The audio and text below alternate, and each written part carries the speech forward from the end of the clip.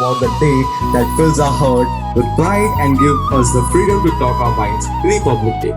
75 years ago, this day marked the birth of our country as a free republic.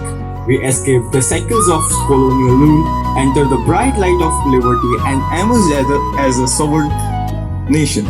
But Republic Day isn't just about remembering the past.